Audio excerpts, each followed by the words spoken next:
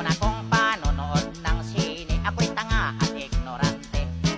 Ano ba ito? Bakit madilim kahit na tanghali?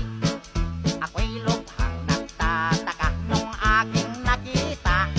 Ang retrato'y gumagalaw at nagsasalita.